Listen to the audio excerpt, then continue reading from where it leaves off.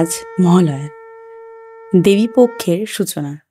মা দুর্গা যেমন আমাদের 10 হাত দিয়ে আগলে রেখেছেন, ঠিক সেইভাবে আমাদের পাশে থাকা দুর্গারা, যারা বিভিন্ন রূপে এবং বিভিন্ন বয়সে আমাদের জীবনটাকে সুন্দর করে তুলেছে তাদের 10 হাত দিয়ে। আজ সেরকমই একটি শারীরিক সমস্যার কথা বলবো, যেটা পুরুষদের তুলনায় মহিলারা বেশি আক্রান্ত হন। আজ কথা বলবো অ্যানিমিয়া নিয়ে। অ্যানিমিয়া হলো এক ধরনের রক্ত স্বল্পতা, যেখানে রক্তে পর্যাপ্ত পরিমাণে লোহিত রক্তকণিকা বা আরবিসি থাকে না। সমীক্ষায় দেখা গেছে পুরুষদের তুলনায় নারীরা বেশি এই রোগে আক্রান্ত হন, এবং সব বয়সের নারীরাই। তাহলে আজ চলো আমরা জেনে নিই এই অ্যানিমিয়া রোগ থেকে কিভাবে আমাদের পাশে থাকা সেই সব মানুষগুলো যারা অক্লান্ত পরিশ্রম করে আমাদের দিনটাকে সুন্দর করে তোলে, সেই সব মা বোনেদের কি করে একটু ভালো রাখা যায়, কেন হচ্ছে তাদের এই সমস্যাটা, এবং কিভাবে তাদেরকে ভালো রাখবো সেই সব উপায়গুলো জেনে নিতে আমি ডায়েটিশিয়ান দেবারতী তোমাদের স্বাগত জানাই আমার চ্যানেল খাদ্য রহস্যতে। লোহিত রক্তকণিকা হলো এক ধরনের রক্তকণিকা যা আমাদের শরীরের প্রত্যেকটা অঙ্গ প্রত্যঙ্গে এবং প্রতিটা কোষে অক্সিজেন পৌঁছে দেয় এবং CO2 মানে কার্বন ডাইঅক্সাইড ফুসফুসে নিয়ে আসে। লোহিত রক্তকণিকা হিমোগ্লোবিন ধারণ করে বলে রক্তের রং লাল হয়। ব্লাড টেস্ট রিপোর্টে যখন এই রক্তকণিকা বা হিমোগ্লোবিনের ঘাটতি দেখা যায়, তখনই আমাদের শরীরে অক্সিজেনেরও ঘাটতি দেখা দেয়। তার ফলে নানা রকম উপসর্গের সৃষ্টি হয়।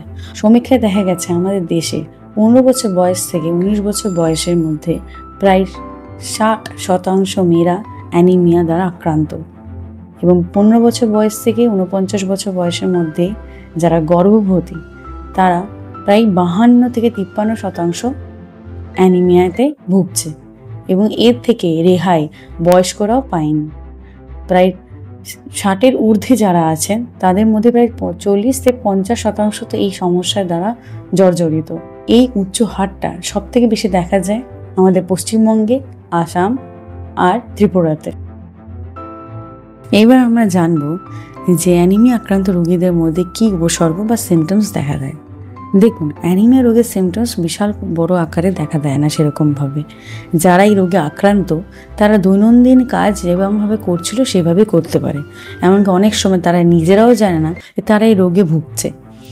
তাই আমাদের উচিত আমাদের পাশে থাকা সেই প্রিয়জনদের জিজ্ঞেস করে নেওয়া তারা এরকম সমস্যা অনুভব করছে কিনা। প্রথমত তারা অতিরিক্ত ক্লান্তি বা দুর্বল অনুভব করে কিনা, মাথা ঘোরা, শ্বাসকষ্ট, ত্বক ফ্যাকাশে হয়ে যাওয়া, হাত পা ঠান্ডা হয়ে যাওয়া, হার্ট রেট বেড়ে যাওয়া। কেন হয় অ্যানিমিয়া? দেখুন, আয়রনের অভাব, ভিটামিনের অভাব তো আছেই, তার সাথে সাথে অস্থিমজ্জার যে সমস্যা হয়ে থাকে সেটা একটা ব্যাপার। পিরিয়ডের সময় যদি অতিরিক্ত রক্তক্ষরণ হয়, আর দীর্ঘদিন ধরে কেউ যে কিডনির সমস্যায় ভুগছে সেটাও একটি কারণ হতে পারে। কিন্তু আমার মতে সব থেকে বড় যে কারণগুলো হলো সেটা হচ্ছে শিক্ষাগত জ্ঞানের অভাব, খাদ্যাভ্যাস, পরিষেবার অভাব, আর সামাজিক বৈষম্যতা, এটি ছেলে ওটি মেয়ের মধ্যে। এর জন্য কিশোরী থেকে গর্ভবতী মহিলারা অত্যন্ত বেশি পরিমাণে আক্রান্ত হয়ে যাচ্ছে। তাহলে কি করব যাতে এই আক্রান্ত হওয়ার সংখ্যাটা কমতে পারে? তাহলে আজ চলো জেনে নিই সেই সহজ উপায়গুলো। প্রথম যে কাজটা আমরা করব সেটা হচ্ছে আয়রন রিচ যুক্ত খাবার খাবো।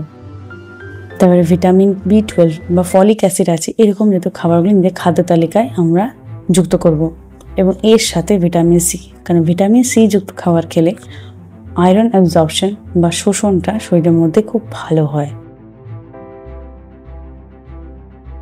আজ মহালয়ার দিনে আমি প্রত্যেক মেয়ে এবং মহিলাদের বলবো নিজের প্রতি যত্নবান হন, সময় মতন ডক্টর দেখান, নিজের স্বাস্থ্যকে ফার্স্ট প্রায়োরিটি দিন।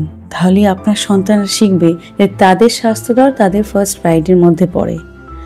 দেখুন, আমরা সারা জীবনে নিজের স্বপ্নের একটা রাজমহল তৈরি করি পুরো জীবন ধরে, কিন্তু সেটা কার ভরসায়? নিজের শরীর ও স্বাস্থ্যের ভরসায়। তার যত্নটা নেওয়া খুব দরকার। আর আমি সব পুরুষদের বলবো, আপনাদের পাশে থাকা সব বয়সের মহিলাদের আপনি যে রূপেই থাকুন না কেন তার পাশে, তার প্রতি একটু যত্নবান হন। তারা মুখ ফুটে হয়তো কিছু বলবে না, তারা চাইবে না আপনাদেরকে বিব্রত করতে, কারণ আপনারাও তো অনেকটা সামলান, কিন্তু এটা আপনাদের দায়িত্ব। তাদেরকে একটু দেখা, একটু জানা যে তারা ভালো আছে তো। দেবী পক্ষের সূচনা তো হয়ে গেল, সারা শহর উৎসবে মেতে উঠবে, কিন্তু আপনার ঘরে দেবী ভালো আছে তো, সেইটা আপনাকে দেখতে হবে। আজ এই পর্যন্তই।